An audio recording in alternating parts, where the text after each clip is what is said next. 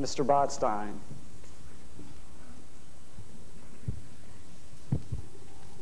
I wonder whether you can answer my question without going into the past, but just strictly staying in the present.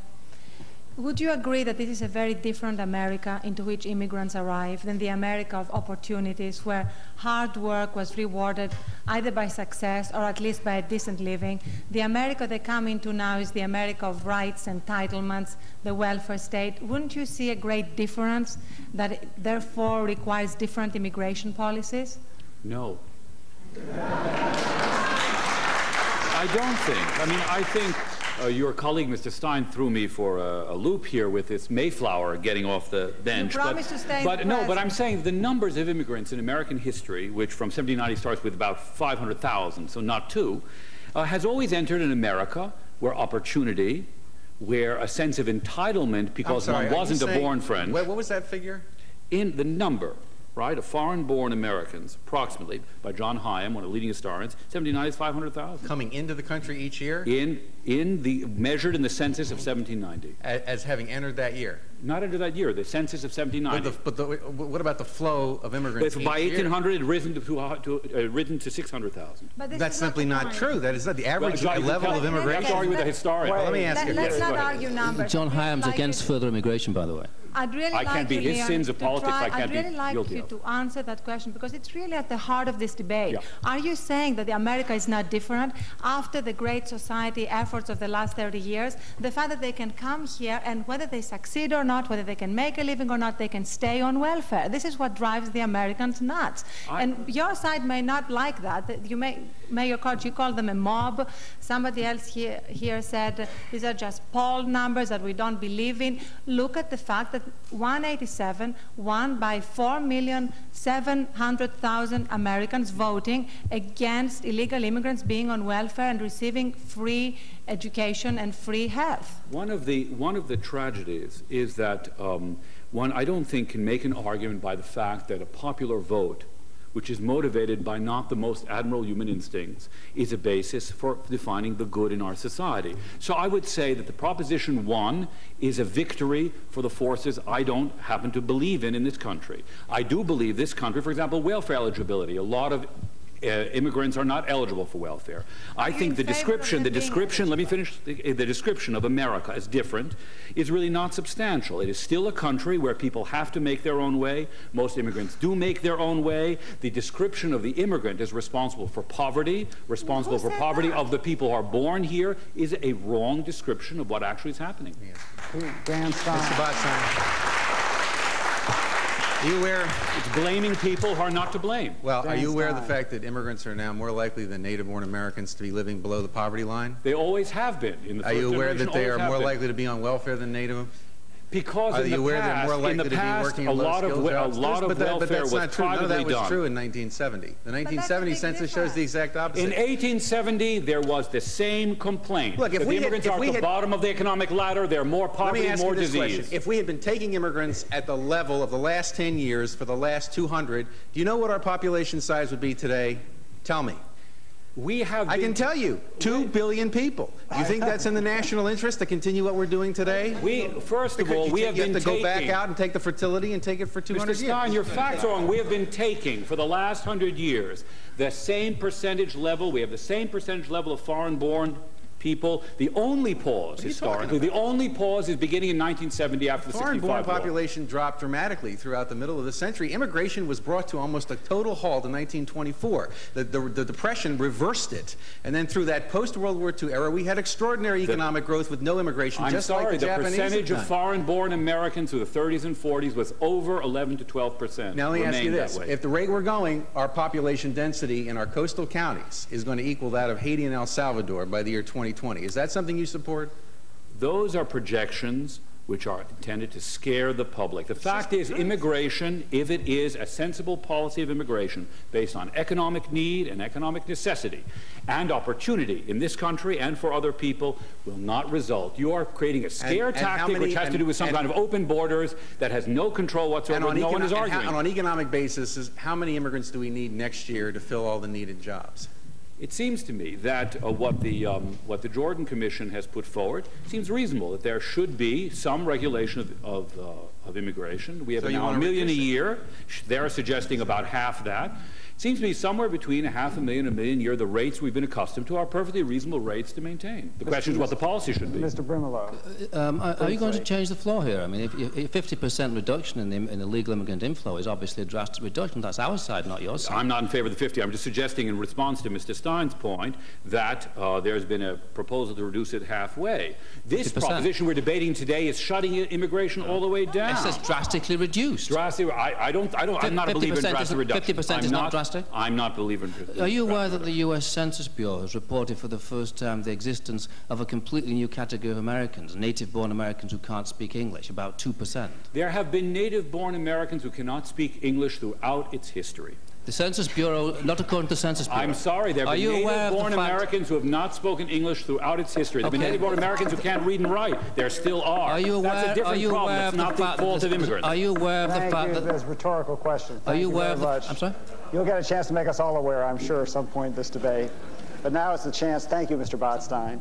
Now it's a chance for Mrs. Huffington and Mr. Glasser to interrogate each other, starting with Mrs. Huffington questioning Ira Glasser. Mr. Glasser, everybody on your side seems to agree that there should be reductions to the levels of immigration. I would like to really get that clear. Are you in favor of reductions? Because this is what we're debating.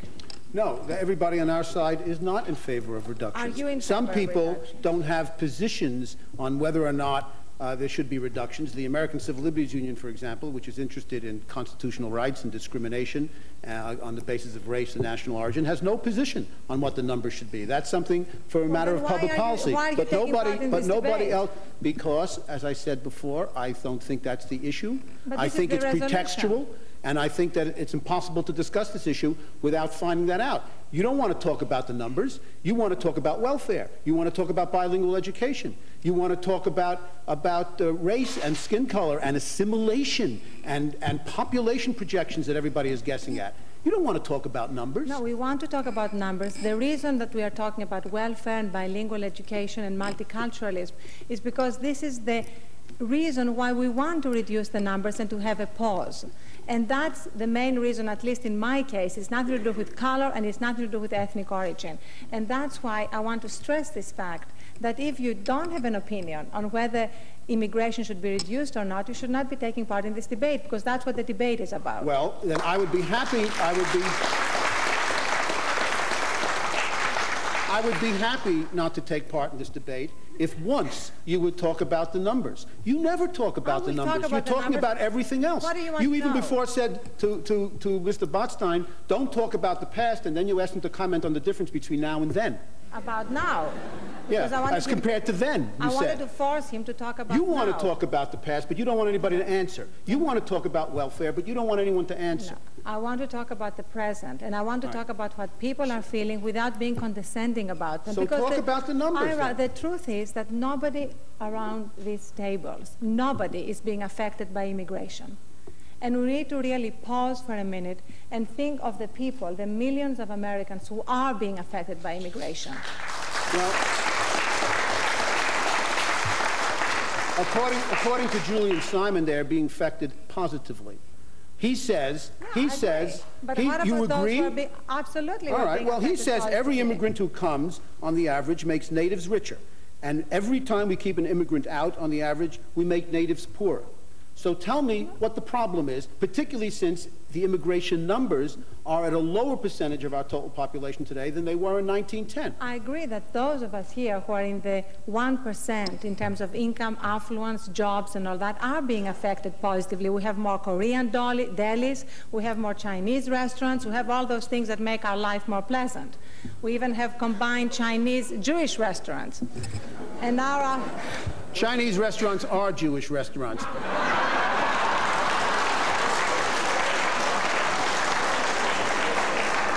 Sooner or later, Ariana, you'll be assimilated.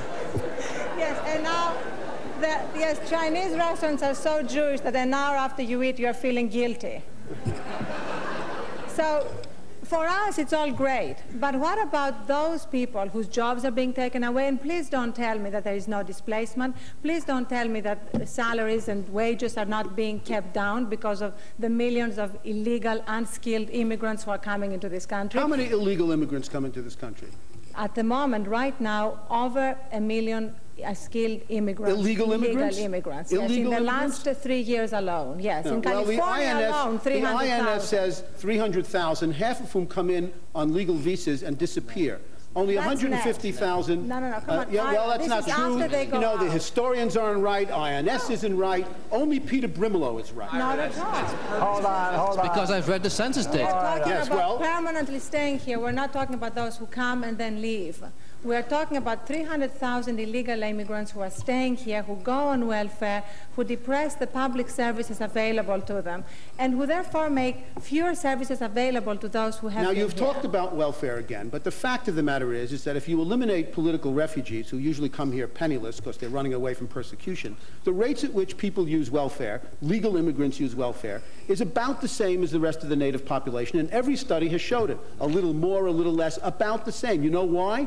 Because, among other things, most of them are ineligible for AFDC and food stamps for 3 to 5 years after they get here anyway. And the major forms of welfare, of course, are Medicare and Social Security, and very few of them are old. It just isn't true, Ariana. This is just not true. I just have to correct that, because right now, people providing public services in California are not even allowed to find out if somebody is an immigrant or not, or if somebody is an illegal immigrant or not. And What this is public the service? You're not talking about AFDC? I'm talking about every service. You're not talking about Education, AFDC? health, I am. You're not AFDC, talking about food absolutely. stamps? No, you're not. Everything. All right, Ira, you can keep asking questions. No, Ira, I have to correct you on this. And it's absurd You keep that making an these employer, assertions. Ira, an employer who hires somebody has the obligation to establish if that person is illegal or legal, but a welfare service, a health service provider is not allowed to ask Those are two whether. different things, and you know that. You keep on asserting things that aren't true. But the fact is, Like is what? that AFDC what isn't payments true? are not the same as going into an emergency room I'm not or going talking to a about public emergency school. rooms. Well, you're talking about all services, I'm and talking about the all laws and the services practices are except different. emergency rooms. And I want you to tell me what you think that I have said is not true. Because you, What? first of all, you said health services. Health services, But absolutely. now when I press you, you exclude emergency Everybody services. excludes emergency Well, services, then what health including services are you Proposition talking 187. about? What health services are you I'm talking about a Do you pregnant... think an illegal immigrant can walk into your doctor and get served? I'm talking about the fact that an illegal pregnant woman can walk into any California doctor and get all the services paid for free. Yes, I'm talking about that. And that's based not... on, who pays? The state pays. The Based on taxpayers what program? pay. I mean, come on, Ira, please. This is absolutely the fact. This is what 187 was about. Are you in favor of this or not? Are you in favor of illegal... Yeah, I am in favor of a poor pregnant woman being able to get prenatal care anywhere she goes. I have to tell you something. And your notion...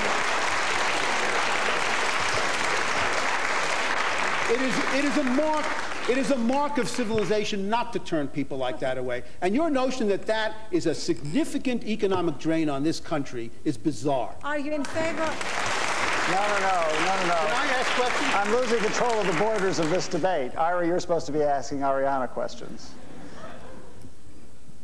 You wanted to talk about the numbers.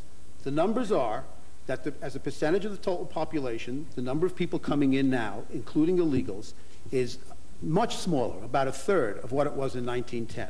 Why is that a problem? The problem is not the numbers. The problem is the need... No, the problem...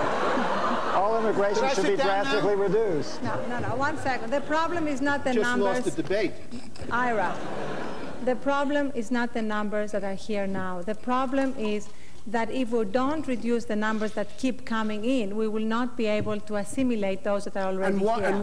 And what evidence is there for that? The evidence is that they are not being assimilated. The evidence is that we are spending $5 billion on bilingual education, and we are producing children that cannot speak English. How much would we be spending on bilingual education if we stopped immigration now? $4.9 billion? How do you tell whether someone's assimilated? What we are talking about... Are you assimilated? Is Mr. Brimelow assimilated? I'm not assimilated until you take me to a baseball game, which you promised to do on August 24th. It's my lot in life to educate conservatives in sports and other things, including the Constitution. You know, it's easy to make fun of each other, but the truth is that right now, if you have Americans, whether legal immigrants or citizens or illegal immigrants, who cannot